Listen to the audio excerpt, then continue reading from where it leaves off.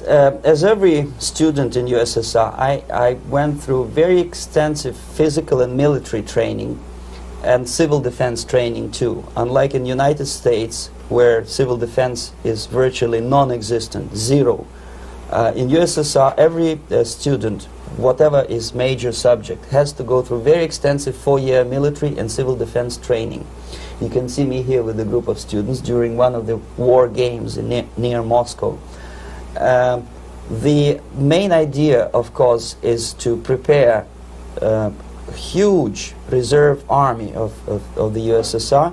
Each student has to graduate as a junior lieutenant. In my case, it was administrative and military intelligence service.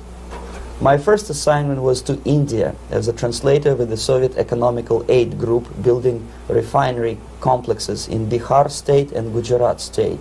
At that time, I was still naively, idealistically believing that what I was doing contributes to the understanding and cooperation between the nations. It took me quite a number of years to realize that what we were bringing to India was a new type of colonialism, 1,000 times more oppressive and exploitative than any colonialism or imperialism in history of mankind. But at that time I was still hoping that, well, maybe it's not that bad, could be worse, and things may go for better. And I even tried to implement the beautiful Marxist motto, proletarians of all the countries unite. I tried to unite with a nice Indian girl, and I was fascinated by Indian culture, by the family life in this country. But obviously Communist Party had different plans for my genes, so I had to marry this beautiful Russian girl. In the span of my career, I married 3 times. Most of these marriages were marriages of convenience, on advice from the Department of Personnel.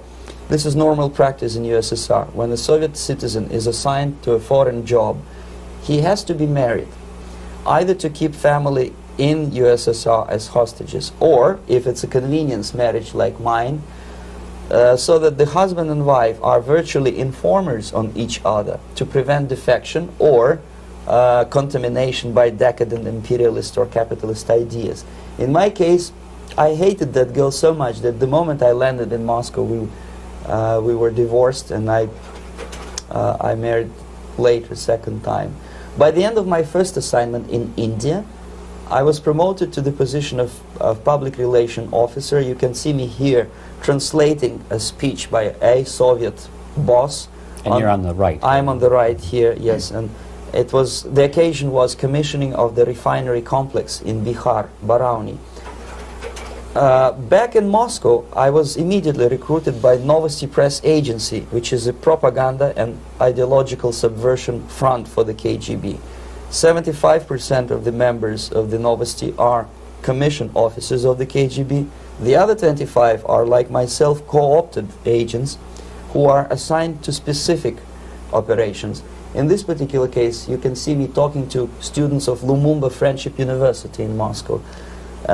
This is a huge school under the direct control of the KGB and Central Committee, where future leaders of the so-called national liberation movements are being educated and selected carefully. And some of them have absolutely, this, for example, is a group of students from Lumumba. They don't look like students at all. They look more like military, and that's exactly what they were. They were dispatched back to their countries to be leaders of the so-called national liberation movements, or to be translated into normal human language, leaders of international terrorist groups. Another area of activity when I was working for the Novosti was to accompany groups of so-called progressive intellectuals, writers, journalists, publishers, teachers, professors of colleges. You can see me here in Kremlin. I'm second on the left, with a group of Pakistani and Indian intellectuals. Most of them pretended they don't understand that we are actually working on behalf of the Soviet government and the KGB. They pretended that they are actually being guests, VIP intellectuals, that they are treated according to their merits and their intellectual abilities. For us, they were just a bunch of political prostitutes to be taken advantage for various propaganda operations. Therefore, you can see perfectly well the senior colleague of mine on the left doesn't really have that much respect on his face, and myself with a very skeptical smile, typical KGB sarcastic smile, anticipating another victim of ideological brainwashing. This is how a typical conference in Novosti headquarters in Moscow looked like. Sitting in the middle is Boris Burkov, the then director of Novosti Press Agency, high-ranking party bureaucrat in the Department of Propaganda. I am standing next to a famous Indian poet, Sumitranandan Pant. He was famous because he was an author. He was the author of a famous poem titled Rhapsody to Lenin. That's why he was invited to USSR, and everything was paid by the Soviet government. Pay special attention to number of bottles on the table. This is one of the ways to kill the awareness or curiosity of foreign journalists. One of my functions was to keep foreign guests permanently intoxicated the moment they land at Moscow airport. I had to take them to the VIP lounge and toast to friendship and understanding between the nations of the world. Glass of vodka, then a second glass of vodka. And in no time, my guests would be feeling very happy. They would see everything in kind of pink, nice color. And that's the way I had to keep them permanently for the next 15 or 20 days. At certain point in time, I had to withdraw alcohol from them so that some of them who are the most recruitable would feel a little bit shaky, guilty, trying to remember what they were talking last night. That's the time to approach them with all kind of nonsense, such as joint communique or statement for Soviet propaganda. That's the time they are the most flexible. And of course, what they didn't understand, they didn't realize or pretended not to realize, that myself, who was drinking together with them, was not drinking at all. I had ways to get rid of alcohol through various techniques, including special pills which were given to me by my colleagues. But they were taking it seriously. In other words, they would consume quite a large volumes of alcohol and feel quite uneasy next morning. In 1967, the KGB attached me to this magazine, Look magazine. A group of 12 people arrived to USSR from United States to cover the 50th anniversary of October Socialist Revolution in my country. From the first page to the last page, it was a package of lies, propaganda cliché, which were presented to American readers as opinions and deductions of American journalists. Nothing could be far from truth. These were not opinions. They were not opinions at all. They were the clichés which the Soviet propaganda wants American public to think that they think. If it does make any sense at all. It sure does, because from the viewpoint of the Soviet propaganda, although there are some subtle criticism of the Soviet system, the basic message is that Russia today is a nice, functioning, efficient system supported by majority of population. That's the biggest lie. And of course, American intellectuals and journalists from Look magazine elaborated on that untruth in various different ways. They intellectualized that lie. They found all kind of justifications for telling lies to American public. Excuse me, it was partly your job to make sure that they got these ideas, yes, and accepted them as their own ideas. Right. Actually, even before they arrived to USSR, and they paid astronomical sum of money for that visit, they were submitted, this Novosti Press Agency developed so-called backgrounders, 20-25 pages of information and opinions which were presented to the journalists even before they bought their tickets to Moscow. They had to analyze the situation, and judging on their reaction to that backgrounder, the local Novosti representative or local Soviet diplomat in Washington, D.C. would assess whether they be given visa to USSR or not. Oh, so they were selected ahead of time. Oh yes, they were pre-selected very carefully, and there is not much chance for honest journalists to arrive to USSR and to stay there for 1 year and to bring this package of lies back home. This, for example, is a centerfold of the Look magazine. They presented this monument erected by Communist Party in Stalingrad as the symbol, personification of Russian military might. And they said in the article, which is published on the site, that Soviets are very proud of the victory in the Second World War. This is another big myth, a lie. No sensible people would be proud to lose 20 millions of their countrymen in a war which was started by Genosse Hitler and Comrade Stalin and paid by American multinationals. Most of the Soviet citizens look at this type of monuments with disgust and sorrow, because every family lost father, brother, sister, or child in the Second World War. Yet American journalists who were trying to appease, to please their hosts, presented this picture on the centerfold as the symbol and personification of Soviet national, they call it Russian national spirit. And it was greatest misconception and a very tragic misunderstanding.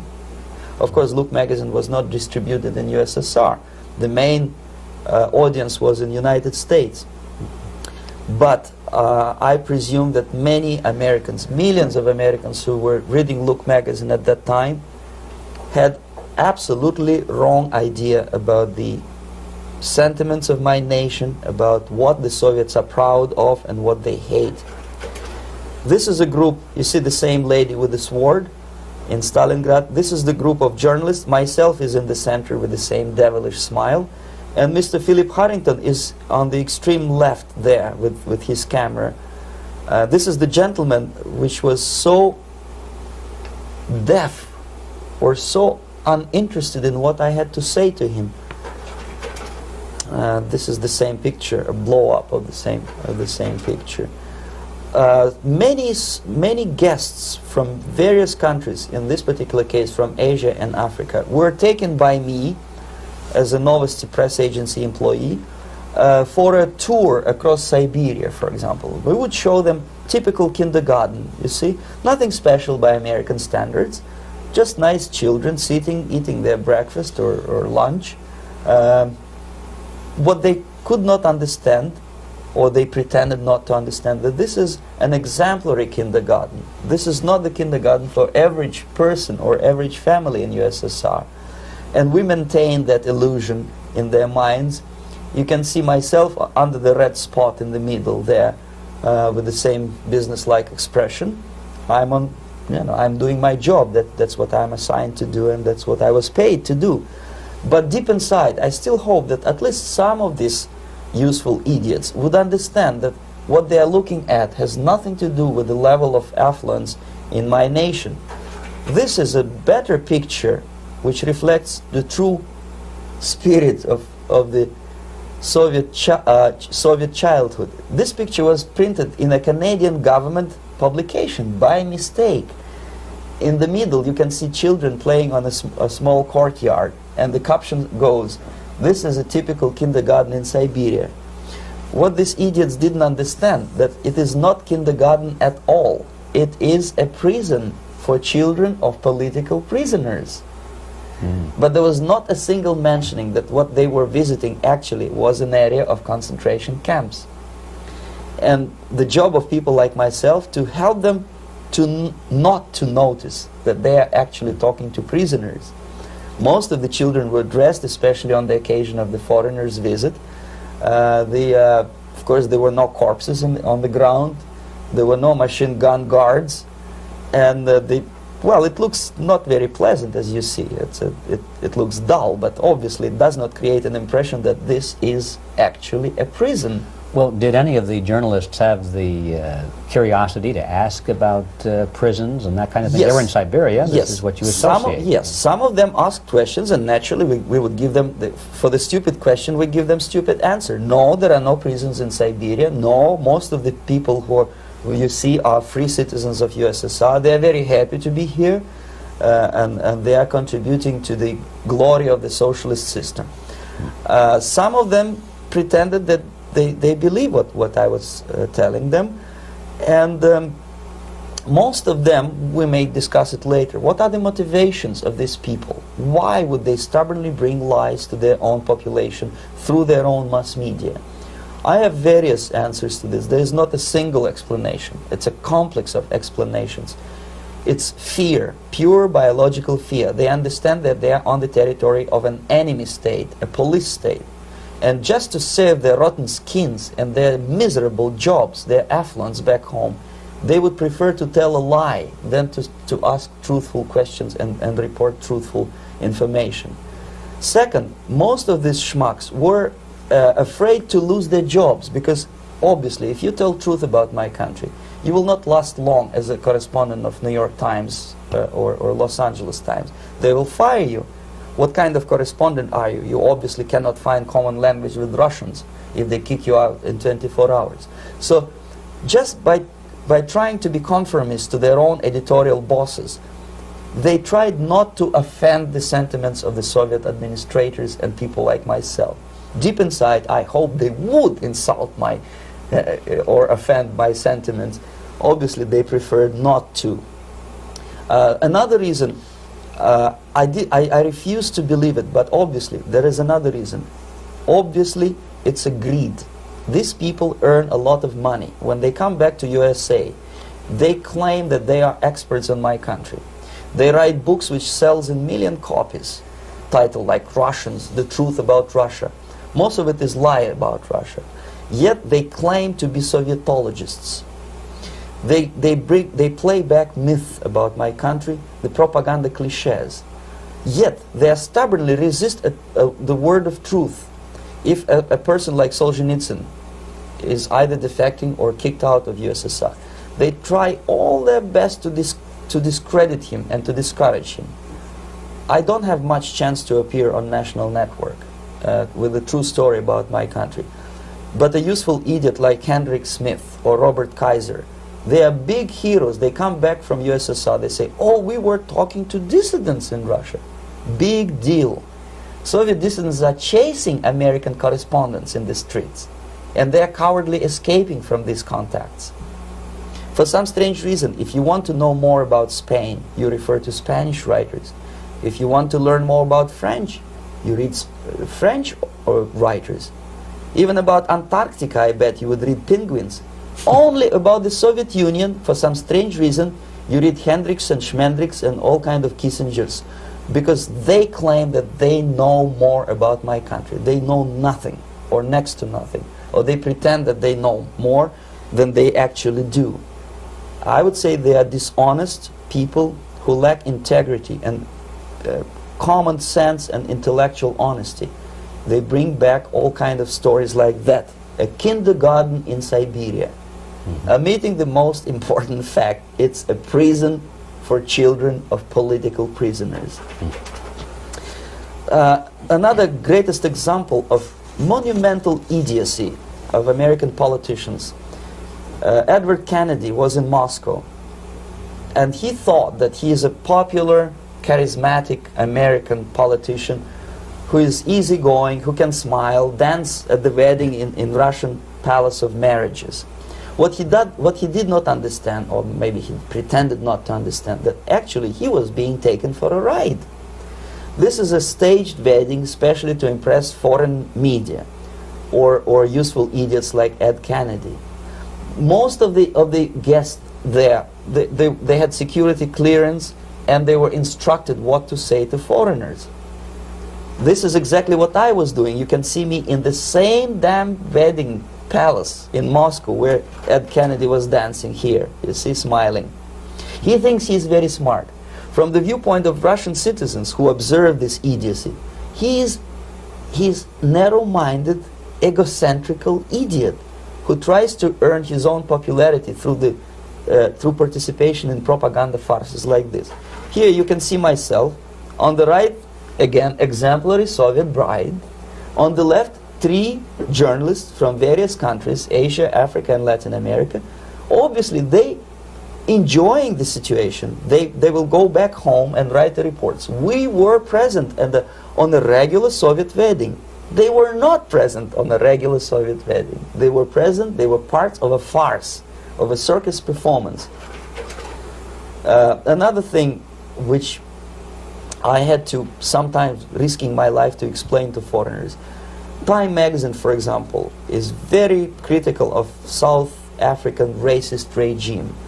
The whole article was dedicated to the shameful internal passport system where blacks are not allowing to live with whites. For some strange reason, for the last 14 years since my defection, nobody wanted to pay attention to my passport. This is my passport. It also shows my nationality, and it has a police rubber stamp, which is called propiska in Russian language, which assigns me to a certain area of residence. I cannot leave that area, same way as this black man cannot leave the area in South Africa. Yet we call South African government racist regime. Not a single Jane Schmonda or Fonda is brave enough, courageous enough to come to media and say, look, this is what happens in USSR. I send a copy of my passport to many American liberals and civil rights defenders and all the other useful idiots. They never bothered to answer me back. This shows what kind of integrity, what kind of honesty these people are. They are a bunch of hypocrites because they don't want to recognize a good example of racism in my country. This is the first stage of befriending a professor. You can see myself on the left with the same James Bond smile. On the right is my KGB supervisor, Comrade Leonid Mitrokhin, and in the middle a professor of political science in Delhi University. The next stage would be to invite him to a gathering of Indo-Soviet Friendship Society. There he is sitting next to his wife before he is being sent to USSR for free trip. Everything is paid by the Soviet government. He was made to believe that he is invited to USSR because he is a talented, sober-thinking intellectual. Absolutely false. He is invited because he is a useful idiot, because he would agree and subscribe to most of the Soviet propaganda cliché. And when he is coming back to his own country, he is going for years and years to teach the beauties of Soviet socialism to newer and newer generations of his students, thus promoting the Soviet propaganda line. The KGB was even curious about this gentleman. It may look innocent. Maharishi Mahesh Yogi, a great spiritual leader, or maybe a great charlatan and crook, depending on from which side you are looking at him. Beatles were trained at his ashram in Hardwar in India how to meditate. Mia Farrow and other useful idiots from Hollywood visited his school, and they returned back to United States absolutely zonked out of their minds with marijuana, hashish, and crazy ideas of meditation. To meditate, in other words, to isolate oneself from the current social and political issues of your own country, to get into your own bubble, to forget about troubles of the world. Obviously, KGB was very fascinated with such a beautiful school, such a brainwashing center for stupid Americans. I was dispatched by the KGB to check what kind of VIP Americans attend this school. That's you on the left. Yes, I'm on the left. I was trying to get enrolled in that school. Unfortunately, the Maharishi Mahesh Yogi asked too much. He wanted $500 American for enrollment. But my function was not actually to get enrolled in the school. My function was to discover what kind of people from United States attend this school. And we discovered that yes, there are some influential members of family, public opinion makers of United States, who come back with the crazy stories about Indian philosophy. Indians themselves look upon them as idiots, useful idiots. To say nothing about KGB, who looked at them as extremely naive, misguided people.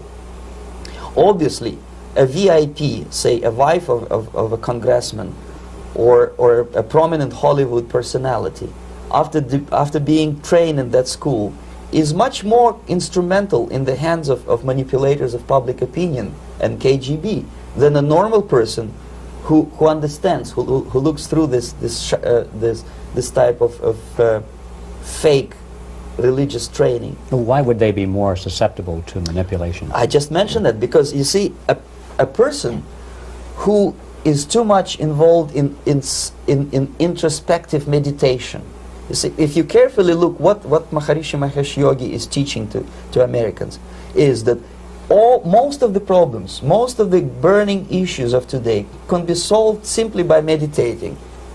Don't rock the boat. Don't get involved. Just sit down, look at your navel and meditate. And the things, due to some strange logic, due to cosmic vibration, will settle down by themselves. This is exactly what the KGB and Marxist-Leninist propaganda wants from Americans, to distract their opinion, attention, and mental energy from real issues of United States into a non-issues, into a non-world, non-existent harmony.